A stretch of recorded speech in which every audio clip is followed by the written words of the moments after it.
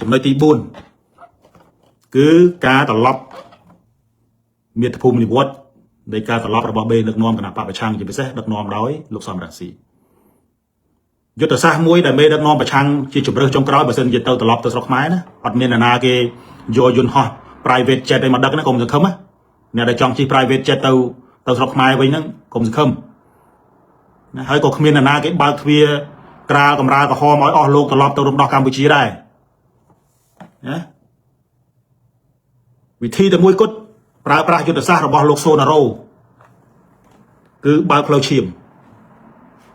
ណាលោកសូណារ៉ូកាលពីគាត់មិនទាន់ចុះចូលជាមួយគណៈបកប្រជាជនគាត់បបួលខ្ញុំ4នាក់ធ្វើបងប្អូនធរខ្ញុំដែរនិយាយរឿងហ្នឹងរឿងបុគ្គលបើគាត់ថាគាត់បបួលខ្ញុំធ្វើបងប្អូនធរគ្នានិយាយតិចទៅលោកមានលោកសូណារ៉ូមានយឹមស៊ីណនមានសេរ៉ូសុវិជ័យមានខ្ញុំបបួលខ្ញុំធ្វើបងប្អូនធរឲ្យខ្ញុំទម្លាប់ខ្ញុំមិនដែលយកនរណាធ្វើបងធរបងប្អូនធរទេខ្ញុំទៅមានឪធរលើកទី1ខ្ញុំព្រមខ្ញុំមិនតែសុំគាត់ធ្វើឪធរគាត់មិនបានសុំខ្ញុំទេដោយសារពេលហ្នឹងគាត់ជួលខ្ញុំឲ្យធ្វើស្រាវជ្រាវរឿងកម្លាំងចលនាប្រឆាំងណានៅក្នុងប្រទេសថៃហ្នឹងអ្នកខ្លះគេចោទខ្ញុំថាណាបងប្អូនប្រឆាំងខ្លះនៅចោទខ្ញុំថាអ្នកដែលរដ្ឋាភិបាលចាប់ខ្លួនពីក្រុងបង្កកទៅស្រុកខ្មែរកាលថៃនិងខ្មែរមិនទាន់ឆ្លោះគ្នាហ្នឹងគេថាតែខ្ញុំនេះអ្នករាយការណ៍ណាប៉ុន្តែថ្ងៃនេះខ្ញុំនិយាយបន្តិចទៅថាបើសិនជាខ្ញុំធ្វើកិច្ចការងាររាយការណ៍ឲ្យចាប់អ្នកប្រឆាំងនៅបង្កកណាយកទៅស្រុកខ្មែរវិញណាពួកយុវជនប្រឆាំងនៅក្នុងទីក្រុងបង្កកហ្នឹងគ្មាននរណាបានទៅក្រៅម្នាក់ទេខ្ញុំស្គាល់លេខបន្ទប់ខ្ញុំស្គាល់កន្លែងនៅទាំងអស់ហ្នឹងគឺនៅប្រាប់អញ្ចឹងឲ្យចេះពិចារណាពួកខ្ញុំចង់បង្ហាញថាខ្ញុំហ្នឹងក៏វាជាប់តាក់ដូចតែអស់លោកដែរជាជនរងគ្រោះដូចតែគ្នាទេប៉ុន្តែយើងមានហេតុផលផ្សេងគ្នានៅក្នុងការធ្វើព្រោះមិនមែនទៅចងាងរហូតទេតែខ្ញុំក៏មិនយកគ្រួសារខ្ញុំទៅនៅវិនិយោគជាមួយនឹងចំណូលចិត្តនៃនយោបាយរបស់ខ្ញុំដែរខ្ញុំត្រូវមានវិធីដោះស្រាយរឿងគ្រួសាររឿងអីដែរប៉ុន្តែខ្ញុំមិននិយាយបកក្រោយទេខ្ញុំគ្រាន់តែនិយាយថាវិធីសាស្ត្រមួយទៀតដែលកាលនោះមានការតេជែខ្ញុំ4នាក់មានសូណារ៉ូមានយឹមស៊ីណនមានសេរ៉ូសុវិជ័យណាដែលជាស្វាមីរបស់ចៅហ្វាយក្រុងឡុងប៊ិចរាល់ថ្ងៃនេះហើយនឹងខ្ញុំតេជែគ្នាអំពីយុទ្ធសាស្ត្របើកផ្លូវឈាមដែលវាយគេហៅថាប្រើយុទ្ធសាស្ត្រចូលទៅកម្ពុជាហើយបំផុសចលនាមហាជនកាលនោះប៉ុន្តែឥឡូវហ្នឹងលោកសូណារ៉ូជាមួយលោកស៊ឹមស៊ីណនហ្នឹងគឺបើកផ្លូវឈាមឯងឥឡូវឈាមគូតខ្លួនឯងបាត់ហើយប៉ុន្តែកាលនោះខ្ញុំអត់មានទីមួយខ្ញុំអត់ព្រមធ្វើបងប្អូនធัวជាមួយទេហើយខ្ញុំក៏អត់មានទៅគ្រប់គ្រងយុទ្ធសាស្ត្រឲ្យបែបហ្នឹងដែរប៉ុន្តែឥឡូវនេះខ្ញុំមើលឃើញថាយុទ្ធសាស្ត្រហ្នឹងអាយុទ្ធសាស្ត្របើកផ្លូវឈាមឬក៏យុទ្ធសាស្ត្រស្ម័គ្រស្លាប់របស់បេដឹកនាំប្រឆាំងនៅក្រៅប្រទេសហ្នឹងវាគួរតែដល់ពេលហើយទីមួយគេប្រើគេឲ្យ private jet មកដឹកយើងហ្នឹងក៏អត់មានទៅរួចដែរហើយការក្រាលកតេលក្រហមនៅព្រំដែនដើម្បី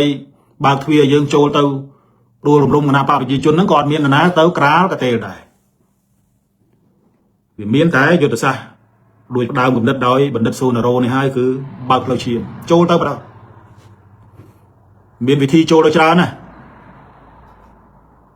តែឡើងយន្តហោះទៅចុះនៅម៉ាឡេក៏បានទៅចុះនៅវៀតណាមក៏បានទៅចុះនៅកូរ៉េក៏បានដែរចុះនៅថៃក៏បានដែរទៅថៃឥឡូវរៀងពិបាកបន្តិចបើថាចុះដល់ម៉ាឡេហើយជួលទូកគេឬក៏ជួលអីទៅស្ងាត់ចូលទៅស្មាក់ស្លាប់ហ្នឹងងាប់ចោលហៅភាសាអ្នកស្រុកហៅងាប់ចោលអាហ្នឹងគឺកត្តាទី4ណាខ្ញុំគ្រាន់តែនិយាយជាកត្តាអញ្ចឹងណាដែលអាចនឹងកើតឡើងណាអាចកើតឡើងនេះមិនទាន់កើតទេបើគាត់ថាដែលអាចនឹងកើតឡើងចំណុចចុងក្រោយកត្តាទី5ដែលអាចធ្វើឲ្យរដ្ឋាភិបាលដឹកនាំនៅគណៈបកប្រជាជននេះដួលរលំគឺមរណភាពរបស់អតីតនាយករដ្ឋមន្ត្រីហ៊ុនសែនអញ្ចឹងអំឡុងពេល10ឆ្នាំនេះខ្ញុំសំទោសខ្ញុំមិនបានដាក់ធានាគាត់ទេណាថាគាត់រស់នៅមិនបាន10ឆ្នាំទៀតប៉ុន្តែបើគាត់បាននៅ10ឆ្នាំទៀតគាត់ចូលប្រមាណហើយដូចចូល86ណាប៉ុន្តែលោកគាត់ថាណាគាត់រស់នៅបាន120ណាខ្ញុំមិនដឹងទេបើគាត់ថាបើគាត់អាចរស់នៅអំឡុងពេល10ឆ្នាំឬក៏គាត់ចាក់ចេញទៅអំឡុងពេល10ឆ្នាំនេះគណៈបកប្រជាជនប្រែប្រួលខ្លាំងព្រោះការបាត់បង់មេយុទ្ធសាស្ត្រមួយនេះនឹងធ្វើឲ្យមានវិបត្តិផ្ទៃក្នុងធ្ងន់ធ្ងរជាពិសេសគឺការដណ្ដើមអំណាចគ្នានឹងហ្មងព្រោះគណៈបកប្រជាជននឹងស្រាប់ហើយមិនមែនសិតតែជាកូនឆ្មាឬក៏កូនតន្សាយនៅក្នុងគណៈបកហ្នឹងទេណាសិតតែខ្លាទេសិតតែចចទេ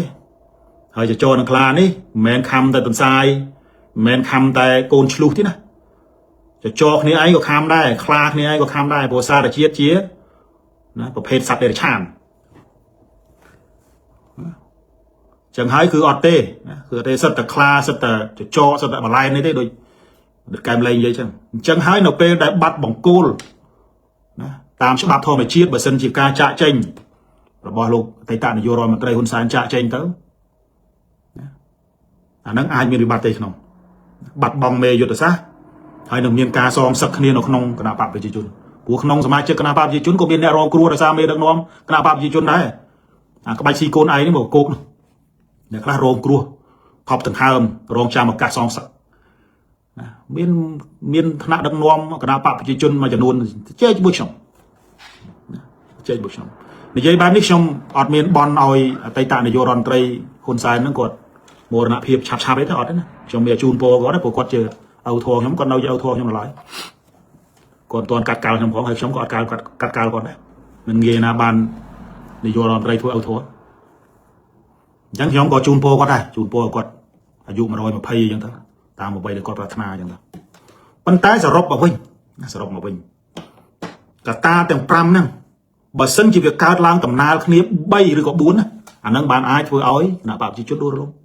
แมนการแต่มากตาโอ้อันตรายจิตกีบไอ้เกดอเอบีเอดูไล่เราทำไปบ้างเดี๋ยวเนี่ยในยัยนั่งสมัยเลย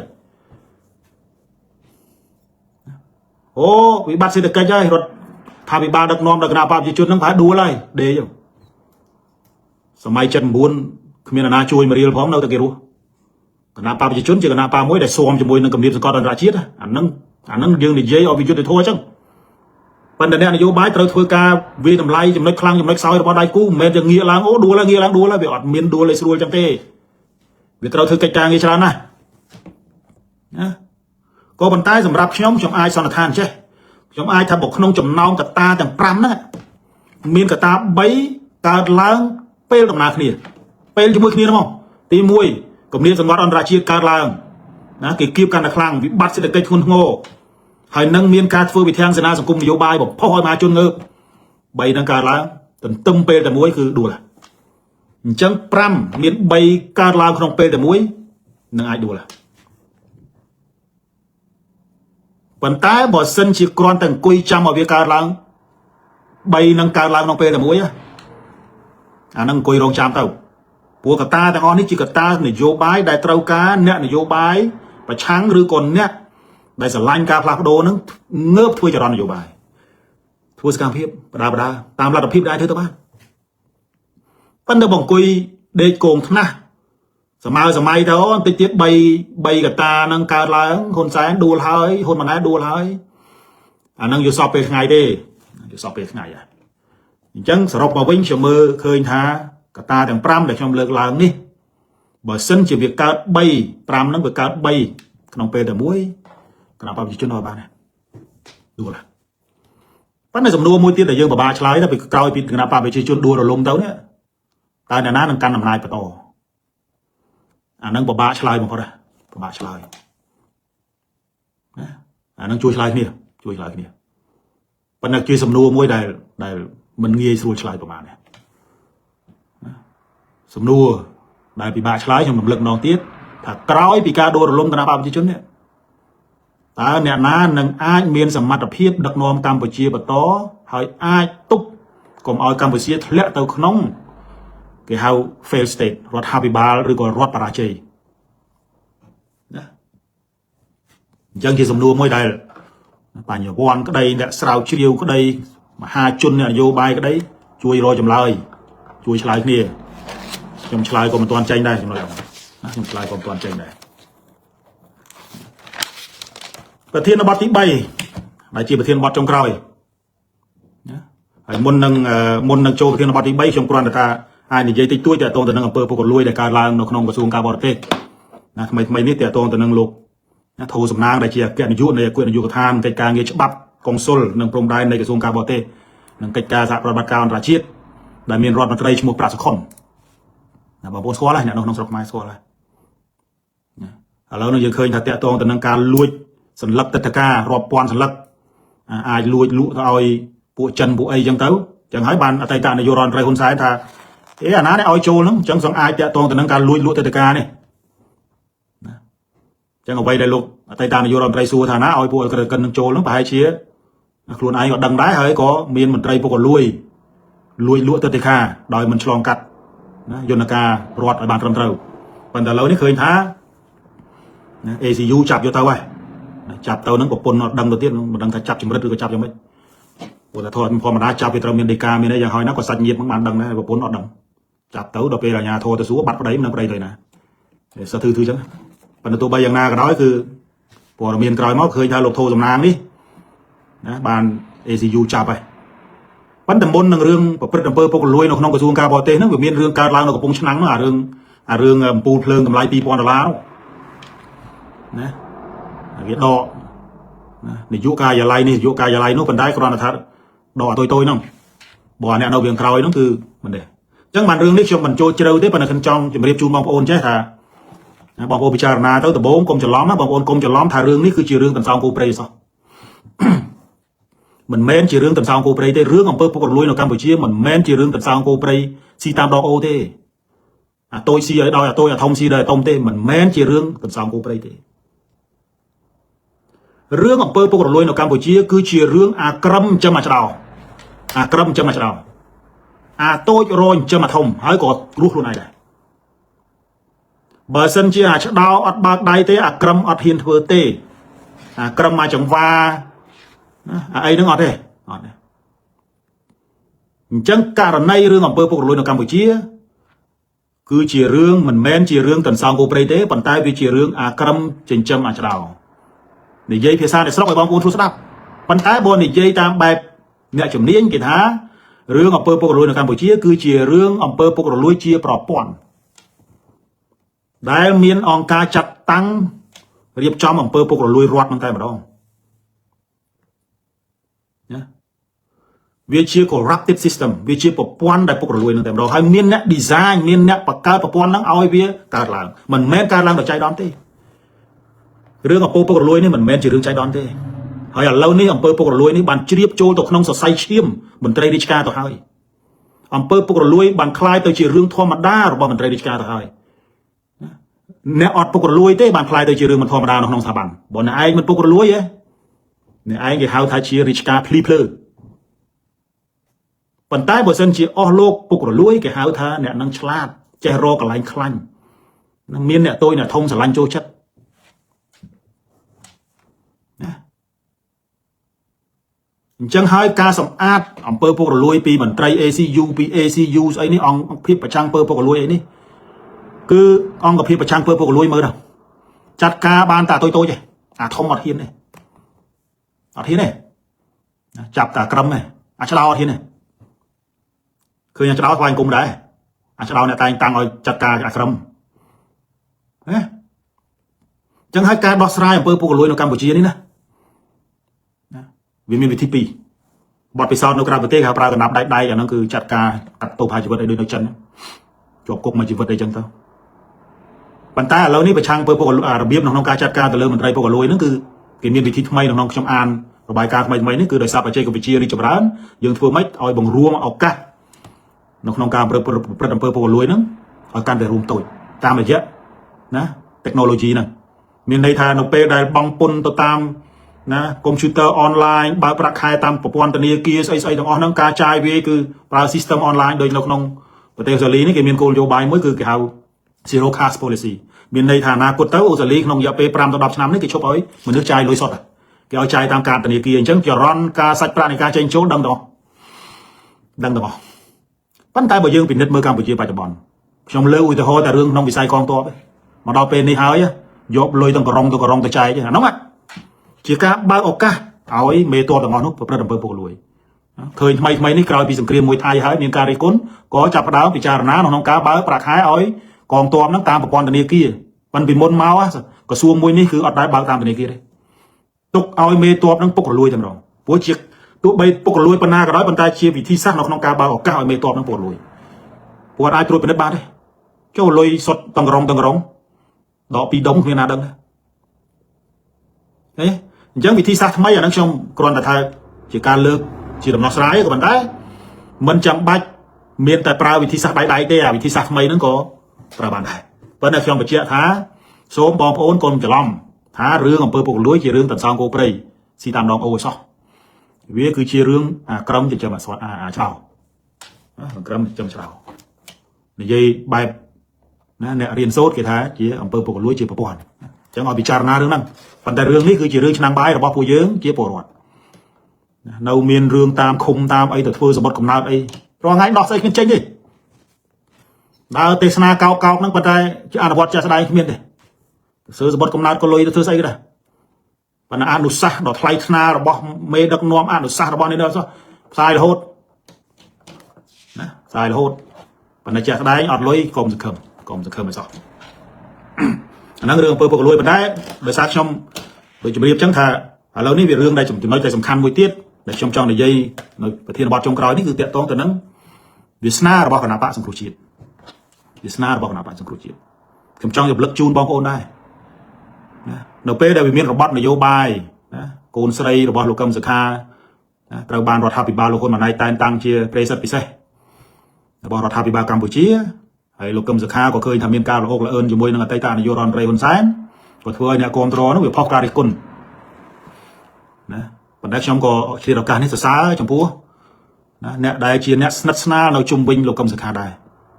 ខ្ញុំក៏ជាមនុស្សដែលរិះគន់ក្រុមលោកកឹមសុខាហ្នឹងមិនសំចៃមាត់ទេតាំងពីដើមមកខ្ញុំមិនមែនទៅតែរិះគន់គាត់ពេលនេះទេណាខ្ញុំរិះគន់ឡើងអញ្ចឹងបាទខ្ញុំមិនបន្តរិះគន់លោកកឹមសុខាទៀតទេប៉ុន្តែអ្វីដែលខ្ញុំឆ្លៀតឱកាសចង់និយាយពេលនេះខ្ញុំសរសើរមន្ត្រីជាន់ខ្ពស់ដែលស្មោះជាមួយនឹងលោកកឹមសុខាហើយនៅស្មោះស្ម័គ្រគ្រប់គ្រងលោកកឹមសុខាមកដល់ថ្ងៃចុងក្រោយខ្ញុំសូមគោរពនៅវីរភាពនេះអស់លោកដែលនៅស្និទ្ធជាមួយលោកកឹមសុខាហើយនៅពេលដែលលោកកឹមសុខាគាត់បត់អញ្ចឹងអស់លោកអត់ទៅជាមួយគាត់ទេដោយយកប្រយោជន៍ជាតិជាគោលអានឹងហើយជាសារជាតិអ្នកនយោបាយពិតប្រាកដកន្លងមកខ្ញុំមើលឃើញអត់ដល់ចំណុចហ្នឹងទេអធិស្ឋានបើខ្ញុំរិះគន់អស់លោកខុសប៉ុន្តែពេលនេះខ្ញុំស្គាល់អស់លោកច្បាស់អស់លោកមិនមែនជាអ្នកនយោបាយប្រភេទបុគ្គលនិយមទេហើយកម្ពុជាត្រូវការអ្នកនយោបាយបែបហ្នឹងត្រូវការអ្នកនយោបាយបែបហ្នឹងត្រូវការអ្នកនយោបាយដែលហ៊ានបត់ចេញពីមេនៅពេលដែលមេធ្លាក់កន្លុកនៅពេលដែលមេនាំយើងទៅគ្រោះថ្នាក់នៅពេលដែលមេនាំយើងបើផ្លូវខុសយើងអត់ទៅជាមួយទេទៅខ្លួនឯងនាំកូនទៅខ្ញុំមិនបញ្ចេញឈ្មោះមន្ត្រីណាទេប៉ុន្តែខ្ញុំគ្រាន់តែចង់សម្ដែងនៅការគោរពថាអស់លោកបង្ហាញច្បាស់ថាជាអ្នកនយោបាយដែលយកប្រយោជន៍ជាតិជាធំណាមិនដើរតាមលោកកឹមសុខាខណៈដែលលោកកឹមសុខាបានងាកដើរចេញពីកន្លងនយោបាយរបស់គណៈបកសង្គ្រោះជាតិហើយកម្ពុជាត្រូវការអ្នកនយោបាយដូចអស់លោកហើយខ្ញុំលើកទឹកចិត្តណាលើកទឹកចិត្តឲ្យអស់លោកបន្តតស៊ូនៅក្នុងកិច្ចការងារនយោបាយបន្តតស៊ូដើម្បីការផ្លាស់ប្ដូរនៅកម្ពុជាក៏ប៉ុន្តែអ្វីដែលសំខាន់ក៏ខ្ញុំចង់លើកអំពីវាសនារបស់គណៈបកសង្គ្រោះជាតិខ្ញុំមិនជាទូទៅខ្ញុំមិនឆ្លើយតបជាមួយនឹងណាទស្សនៈរបស់បុគ្គលឬក៏អ្នកអាស្រ័យឬក៏អីទេប៉ុន្តែថ្ងៃនេះខ្ញុំលើកពីទស្សនៈរបស់លោកមុនរ៉េតតែលើកឡើងថាអស់លោកមិនបាច់ទៅប្រឹងស្ដារទៅប្រឹងកាយគណៈបកសង្គ្រោះជាតិមកអីទៀតបើវាងាប់បាត់ទៅហើយហ្នឹងថ្ងៃនេះខ្ញុំមិនឆ្លើយជាមួយនឹងលោកមុនរ៉េតទេប៉ុន្តែខ្ញុំយកឱកាសនេះយកអ្វីដែលជាទស្សនៈរបស់លោកណារ៉េតមកលោកមុនរ៉េតមកធ្វើជាមូលដ្ឋាននៅក្នុងការវិភាគរបស់ខ្ញុំដើម្បីបញ្យល់ទៅដល់បងប្អូនអ្នកគ្រប់គ្រងគណៈបកសង្គ្រោះជាតិថាគណៈបកសង្គ្រោះជាតិអត់ទាន់ស្លាប់ទេនៅក្នុងកៅភ្នែករបស់ប្រជាជនអ្នកគ្រប់គ្រងគណៈបកសង្គ្រោះជាតិដោយរូបខ្ញុំម្នាក់នៅក្នុងកៅភ្នែករបស់អន្តរជាតិនៅក្នុងកៅភ្នែករបស់កម្មការនេះនៅក្នុងកៅភ្នែករបស់អ្នកតស៊ូនៅក្នុងកៅភ្នែករបស់សកម្មជនគណៈបកសង្គ្រោះជាតិគណៈបកសង្គ្រោះជាតិអត់ទាន់ស្លាប់ទេវាគ្រាន់តែគេដកសម្បត្តិកំណើតយើងតែប៉ុណ្ណោះឬក៏គេគ្រាន់តែគេដកអត្តសញ្ញាណប័ណ្ណឬគេដកប៉ាសពតយើងតែប៉ុណ្ណោះមានន័យថាមនុស្សម្នាក់ណាมันអាចស្លាប់ឬក៏มันអាចបាត់បង់សញ្ជាតិគ្រាន់តែគេដកប៉ាសពតឬអត្តសញ្ញាណប័ណ្ណទេគណៈបកសង្គ្រោះជាតិក៏ដូចគ្នាមានតែពួកគណៈបកប្រជាជនហើយនឹងមេដឹកនាំគណៈបកប្រជាជនតែប៉ុណ្ណោះដែលថាសង្គ្រោះជាតិស្លាប់ហើយជឿថាសង្គ្រោះជាតិស្លាប់មែនទែនអញ្ចឹងខ្ញុំចង់បញ្ជាក់ជូនទៅបងប្អូនដែលនៅជឿថាកម្ពុជានឹងអាចងាកចូលមកក្នុងបលងប្រជាធិបតេយ្យហើយប្រើប្រាស់ស្លាកគណៈបកសង្គ្រោះជាតិនៅក្នុងការតស៊ូគណៈបកសង្គ្រោះជាតិអត់ទាន់ស្លាប់គ្នាអត់ទាន់ស្លាប់ទេយើងនិយាយគ្នាច្បាស់កុំឲ្យមានការភ័ន្តច្រឡំឥឡូវនេះខ្ញុំឃើញមានចរន្ត2នៅក្នុងចរន្ត3នៅក្នុងព្រឹត្តិការណ៍ដែលកើតឡើងចុងក្រោយនេះទី1ក្រុមលោកកឹមសុខា ណាដឹកនាំដែលនៅជុំវិញលោកកឹមសុខាដែលមិនដើរតាមលោកកឹមសុខាមកដល់ដំណាក់កាលចុងក្រោយនេះអត់បានបត់ជាមួយលោកកឹមសុខារាល់ថ្ងៃនេះខ្លាយទៅជាចរន្តគេហៅថាក្រុមអ្នកនយោបាយអត់ក្បាលនៅតែតោលមិនដឹងទៅតោងខាងណាទេនឹងចរន្តមួយចរន្តទី2គឺចរន្តនៅក្នុងការប្រកាសបើកទ្វារទទួលអ្នកប្រជាធិបតេយ្យជាពិសេសក្រុមលោកកឹមសុខាឲ្យទៅជ្រោកក្រោបផ្លារដ្ឋាភិបាលក្រៅប្រទេស$23ប្រកាសឲ្យមកទឹកហើយមកដល់ពេលនេះគ្មាននរណាម្នាក់ចូលទៅទេឥឡូវនេះខ្ញុំឃើញចរន្តមួយទៀតណាគឺចរន្តនៅក្នុងការគៀងគោស្នាមមេដៃដើម្បីបណ្ដេញលោកកឹមសុខាចេញពីគណៈបក្សសង្គ្រោះជាតិសង្គ្រោះគណៈបក្សសង្គ្រោះជាតិមកវិញឲ្យបង្ខំឲ្យលោកកឹមសុខាលាលែងចេញពីប្រធានគណៈបក្សហើយបកគលត្រាគណៈបក្សត្រឡប់មកណាសមាជិកាឡើងវិញយើងឃើញមានចរន្ត3ហ្នឹងប៉ុន្តែអ្វីដែលខ្ញុំចង់ផ្ដល់ជាអនុសាសន៍ឬក៏ជាដំណោះស្រាយសម្រាប់បងប្អូនអ្នកតស៊ូក្នុងនាមជាអ្នកដែលស្រឡាញ់គណៈបក្សសង្គ្រោះជាតិកន្លងមកគណៈបក្សសង្គ្រោះជាតិអត់ទាន់ខ្ទេចរចនាសម្ព័ន្ធទៅណាទេរចនាសម្ព័ន្ធចាស់នៅឡើយតំណាងរាស្ត្រ55រូបណាជាមួយនឹងសកម្មជនថ្នាក់ដឹកនាំ100នាក់ជាងដែលកំពុងតែនៅរប៉ាត់រប៉ាយនៅក្រៅប្រទេសខ្លះនៅក្នុងប្រទេសខ្លះគណៈបក្សសង្គ្រោះជាតិមិនដែលប្រកាសរំលាយរចនាសម្ព័ន្ធដឹកនាំហ្នឹងឯណាអ្នកណាដែលនិយាយថារចនាសម្ព័ន្ធគណៈបក្សសង្គ្រោះជាតិនឹងវាលាយមានអ្នកណាទាន់រំលាយវានៅលក្ខន្តិកៈរបស់គណៈបក្សសង្គ្រោះជាតិមិនទាន់ត្រូវបានរំលាយដោយសមាជិករបស់គណៈបក្សសង្គ្រោះជាតិនៅឡើយទេអញ្ចឹងគណៈបក្សមួយនេះនៅមានពលឹងឡើយខ្ញុំចង់បញ្ជាក់បងប្អូនម្ដងទៀតគុំវង្វេងនៅក្នុងសាវៀននយោបាយមួយនេះអសោះបើសិនជាបន្តវង្វេងទៀតមិនមែនតែ10ឆ្នាំទេ100ឆ្នាំទៀតក៏គណៈបក្សប្រជាជនអត់ដួលដែរបើអស់លោកនៅតែវង្វេងអញ្ចឹងលោកសំរងស៊ីនៅជាប្រធានស្ដីទីគណៈបក្សសង្គ្រោះជាតិនៅឡើយតើមាននរណាទាន់បដិញគាត់ចេញមានទាន់លោកកឹមសុខាប្រកាសថាលោកសំរងស៊ីត្រូវបានបដិញចេញពីគណៈបក្សនៅអញ្ចឹងរចនាសម្ព័ន្ធទាំងអស់នៅដំណើរការនៅឡើយទេបើនិយាយពីឡានវិញម៉ាស៊ីននៅដើរទាំងអស់ខណៈចាក់សាំងឲ្យត្រូវការអ្នកបើកប្រឆេះតែប៉ុណ្ណឹងទៅមិនអស់លោកទៅធ្វើស្អីប្រទេសផ្សេងចឹងក្រុមរដ្ឋាភិបាល$23ហ្នឹងកំពើខ្លួនឯងហ្នឹងហៅគេឲ្យទៅចូលជាមួយនឹងបានស្អីហ្នឹងអញញ៉ៃគ្មានវិន័យពេញហ្នឹងទាំងអស់ទេមានឃើញថាដឹកនាំមួយចំនួនដែរធ្វើការមានប្រយោជន៍ប៉ុន្តែអាខ្លះអត់ទេបណ្ឌិតព័ត៌មានទេដេកស្មើសម័យយុទ្ធសាស្ត្រនេះយុទ្ធសាស្ត្រនោះមិនដឹងថាខ្លួនឯងជារដ្ឋមន្ត្រីឬក៏មិនដឹងថាខ្លួនឯងជាអ្នកនាំពាក្យឬក៏មិនដឹងថាខ្លួនឯងជាអ្នកសារព័ត៌មានឬក៏មិនដឹងថាខ្លួនឯងជាអ្នកវិភាគវែងពេញហ្នឹងទៅអាមួយទៀតនោះផលិតព័ត៌មានคล้ายវាអញ្ចឹងហើយទៅហៅគេចូលរួមជាមួយឥឡូវទៅប្រកាសបដិញលោកកឹមសុខាអ្នកណាគេព្រួយផ្ដើមណាចង់ស្គាល់មុខអ្នកណាគេក៏ប្រកែរកអាកំណត់អត់បានការនឹងយកមកធ្វើច្រើនលេះនេះខ្ញុំដាក់មេដឹកនាំចលនាប្រឆាំងហ្នឹងទៅថ្នាក់ដឹកនាំមួយចំនួនប៉ុន្តែខ្ញុំឃើញថាលោកសំរងស៊ីចេញមកនិយាយនៅក្នុងអាស៊ីសេរីគាត់នៅដល់ក្តីសង្ឃឹមនៅក្នុងគណៈបក្សសង្គ្រោះជាតិ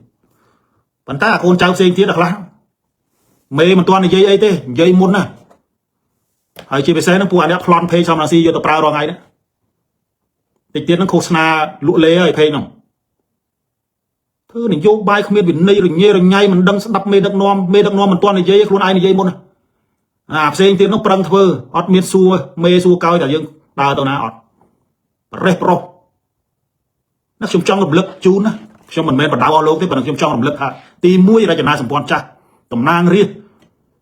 គ្រាន់តែរដ្ឋាភិបាលគណៈបព្វជិជនគេមិនទទួលស្គាល់ទេលោកឯងលែងទទួលស្គាល់ខ្លួនឯងដែរឬក៏មិនក៏ចេះតែដើរតាមនយោបាយគេអញ្ចឹងមិនក៏ចេះដើរតាមតាក់គេឲ្យរំវងក៏រំវងទៅក៏រំក្បាច់ហ្នឹងមិនចេះអញ្ចឹងគេឲ្យមកឌីសូនក៏មកឌីសូនតាមគេអញ្ចឹងទៅគេថារលាយហើយងាប់តាមគេអញ្ចឹងទៅគណៈបក្សសង្គ្រោះជាតិស្លាប់ហើយស្លាប់តាមគេអញ្ចឹងទៅតែមិនចេះអញ្ចឹងអត់មានយុទ្ធសាស្ត្រទីសោះខ្ញុំចង់រំលឹកគណៈបព្វជិជនគណៈបក្សសង្គ្រោះជាតិអត់ទាន់ស្លាប់ទៅណាខ្ញុំនិយាយដល់ដែរហើយរចនាសម្ព័ន្ធក៏អត់ទាន់ទៅណាដែរបើសិនជាចង់ឲ្យគណៈបក្សសង្គ្រោះជាតិរស់ឡើងវិញមិនចាំបាច់ឲ្យលោកកឹមសុខាលាលែងក៏បានដែរមិនចាំបាច់ធ្វើញ៉ាត់បដិញក៏បានដែរធ្វើសមាជគណៈបក្សព្រោះនៅក្នុងចំពោះមួយដែលនិយាយអំពីរឿងសមាជគណៈបក្សសំលេងប្រមាណ2/3នៃគណៈកម្មការប្រតិបត្តិគណៈកម្មការវិន័យនឹងប្រមូលគ្នាមកណារៀបចំជំរុញតាមរយៈប្រធានស្ដីទីរបស់គណៈបក្សសង្គ្រោះជាតិផ្ដួចផ្ដើមបង្កើតសមាជគណៈបក្សមួយវឹបទៅ ពួកនៅក្នុងលក្ខន្តិការរបស់គណៈបកគេមានការបដិញមេដឹកនាំគណៈបកតាធ្វើញ៉ាត់ទៅស្អីហើយទៅប្រកាសឲ្យគេចូលរដ្ឋាភិបាលនោះទៅស្អីរដ្ឋាភិបាលហ្នឹងគ្រាន់តែខ្ញុំសរសេរម្ដងហើយរាល់ថ្ងៃនេះប្រឹងដើរឆ្វេងឆ្វាយពេញហ្នឹងដើម្បីធ្វើឲ្យរដ្ឋាភិបាល23ដុល្លារស្របច្បាប់តាមរយៈការបង្កើតរដ្ឋសភាក្រៅប្រទេសឬបោះឆ្នោតសភាក្រៅប្រទេសដំណើរការវែងឆ្ងាយខ្ញុំមិនប្របាក់ទឹកចិត្តទេដំណើរការវែងឆ្ងាយណាស់ហើយមិនប្រកាសថាធ្វើអញ្ចឹងត្រូវបានអន្តរជាតិទទួលស្គាល់ថាជារដ្ឋាភិបាលស្របច្បាប់ទេទោះបីជាមានការទទួលស្គាល់ដោយពលរដ្ឋខ្មែរក្រៅប្រទេសក៏ដោយក៏ប៉ុន្តែគណៈបកសង្គ្រោះជាតិដែលគេគិតថាជាគណៈបកមួយរងគ្រោះនេះសំបីតែមនោវិជ្ជាដែលជាកូនស្រីរបស់លោកកឹមសុខាដែលទៅនិយាយជាមួយនឹងរដ្ឋាភិបាលក្រៅប្រទេសរដ្ឋាភិបាលអន្តរជាតិដើម្បីដោះលែងឪពុកខ្លួនក៏ពាក់ផ្លាកគណៈបកសង្គ្រោះជាតិទៅនិយាយជាមួយគេដែរមិនមែនពាក់ផ្លាកនេះណាហើយបើមិនពាក់ផ្លាកសង្គ្រោះជាតិទៅជាមួយទៅនិយាយជាមួយគេមិននិយាយជាមួយទេព្រោះនៅក្នុងផ្នែករបស់អន្តរជាតិគេគិតថាគណៈបកនេះជាគណៈបកដែលរងអំពើអយុត្តិធម៌ពីគណៈបកប្រជាជនមិនក៏មិនយល់ពីចំណុចអស់ហ្នឹងបើសិនជាក្នុងករណីធ្វើសមាជហើយរៀបចំជ្រើសរើសប្រធានថ្មីរបស់គណៈបកសង្គ្រោះជាតិដើរតួនាទីនៅក្នុងពាក់ផ្លាកគណៈបកសង្គ្រោះជាតិណា 2.0 អញ្ចឹងទៅអាស្រ័យលើនេះទេយើងដាក់គណៈបកសង្គ្រោះជាតិ2.0បានតាហើយយកគណៈបកហ្នឹងក្រោយពីសមាជផ្លូវការហើយទទួលស្គាល់ដោយសមាជិកនៅក្នុងសមាជហើយណាប្រើអាហ្នឹងជាដំបងការទូតនៅក្នុងការទៅជែកជាមួយនឹងអន្តរជាតិឡើងវិញគណៈបកសង្គ្រោះជាតិចាប់ផ្ដើមដំណើរការឡើងវិញក្រោយពីប្រធានគណៈបក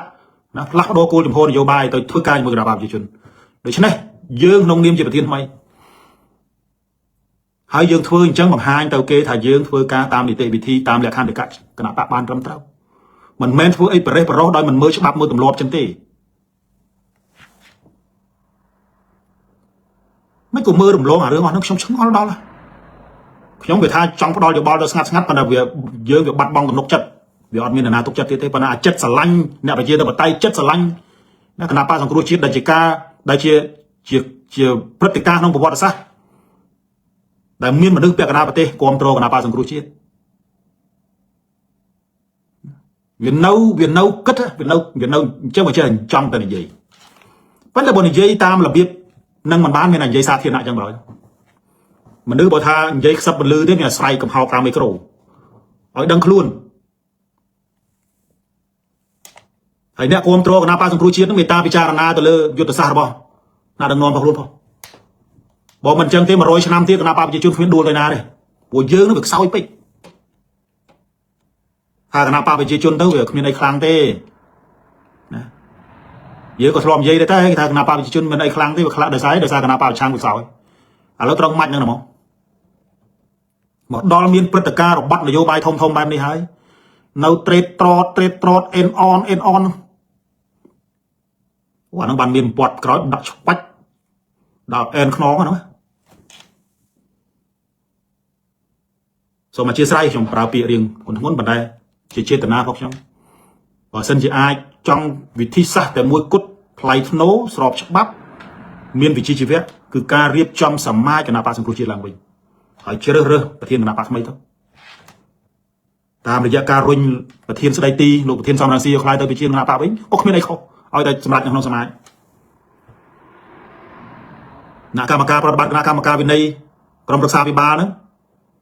ប្រជុំបន្ទាន់ទៅរៀបចំសមាជមួយទៅរៀបចំនៅក្រៅប្រទេសនេះក៏បានរៀបចំសមាជនៅក្រៅប្រទេសរចនាសម្ព័ន្ធរបស់គណៈបកសង្គ្រោះជាតិនៅក្រៅប្រទេសមានទាន់អាលាយទេណាសមាជិកប្រធានគណៈបកសង្គ្រោះជាតិក្រៅប្រទេសមួយនៅបណ្ដាប្រទេសមួយហ្នឹងក៏មិនទាន់ស្លាប់ទៅណាអស់ដែរអាយុវែងញងំនិយាយជាសាធារណៈអញ្ចឹងខ្ញុំធ្វើទេក៏ហីទៅខ្ញុំមិនមែននេះបើគាត់ថាស្ដាយជំនួសយូរវែងតែជាមួយនឹងយុទ្ធសាស្ត្រខ្លួនឯងនឹងវែងវល់ពេញហ្នឹងក៏គូផ្សំរាល់ថ្ងៃហ្នឹងពួកអត់វិន័យវានៅ7គោលនយោបាយខ្លះផងយុទ្ធសាស្ត្រខ្លះផង7ហ្នឹងដោយអាប៉ោងចេញពីគម្របរួចទេហ្នឹងអញ្ចឹងថ្ងៃនេះខ្ញុំគិតថាបញ្ចប់បទវិភាគរបស់ខ្ញុំទៅក្នុងរឿងការស្ដារគណៈបកសង្គ្រោះជាតិហើយសង្ឃឹមថាសារមួយនេះអាចជ្រាបទៅដល់មេដឹកនាំរបស់គណៈបកសង្គ្រោះជាតិមេត្តាពិចារណា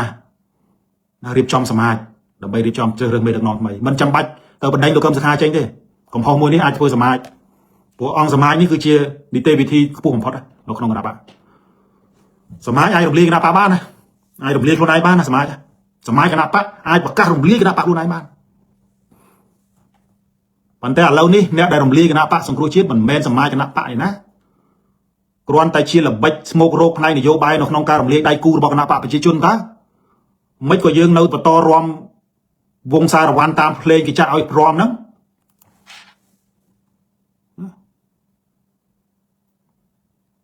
chỉ cả tụi tôi không điềm trên này control cái nào pas cua chiên bên đây miền phò tang cái phần cần ta lọp bọt cho nó rồi cái nào pas cua chiên trên này đây sẽ lanh chia tập tay bên đây sẽ lết này đây trong khơi miền ca flap đô trong khơi po rọt mai rồi nấu tay nấu được kia đây còn mọi ta đào tao nang cái lê chơi cái lê đám po rọt luôn ai sợ trong kia chẳng hay xong mọi bị cha là hay dừng khấm thá cái nào pas cua chiên là rùa lang vinh tam show bài môi đây tay nấu miền bị chi biết tam trâu tam lẹ can để cả rồi bao cái nào pas hay bà to tầm na nó còng cái nào pas cua chiên pi chơi sồn rồi còn nào pas cua chiên nữa sai chẳng tao đặt một mây của bạn rồi có đặt một ở đây đi tao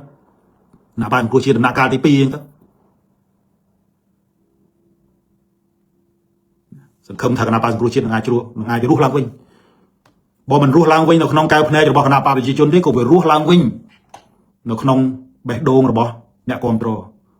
vì ruột lang vinh nó không bẻ đôn rồi bỏ tay tạ làm nàng riết rồi bỏ cái nào pas cua chiên cam mấy chun cam co cam car mi đại tay đạiตัวban thol và do pita to ba pita thôi nhiều bài rồi bỏ cái nào pas cua chiên hay nó pe đại nào pas cua chiên ruột lang vinh mà show bài đại miền vị trí chỉ biết làm trâu ta bây giờสมัยจะนับปะเอาไว้ได้สำคัญเหมือนเมนตำนางเรียนนั่งบานตัวเนี่ยตีบานตำนายราชนาสมปองนั่งไว้ที่วิบังการก็ได้สมคมมาปวดแล้วนั่งปวดไปออกสมคมนั่งสมคมใช่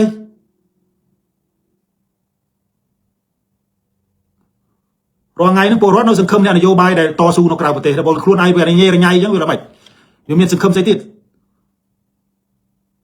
อันมีสมคมใส่ติดจังให้มีสมคมท้าบ่เส้นชีไอช่วยกันนาปาสังครูชีรัวหลังวิ่งนะreactivate อาราชนาสมปอนพวกอาราชนาสมปอนจ้านั่งไปรัวหลังวิ่งเนี่ยนาสลับเนี่ยนารัวไอ้ช่วยจมเรือนหลังวิ่งเรียบจอมราชนาสมปอนจ้านั่งไปทำนาการหลังวิ่งกองตัวสดายตำนายรถมันไตรลูกน้องมาไพ่ใบตัวลานะนู่ช่วยการเอากรอมสลากนาปาสังครูชีนี่ไปไพลโนไปเกตตัวสควอตชีนยังชง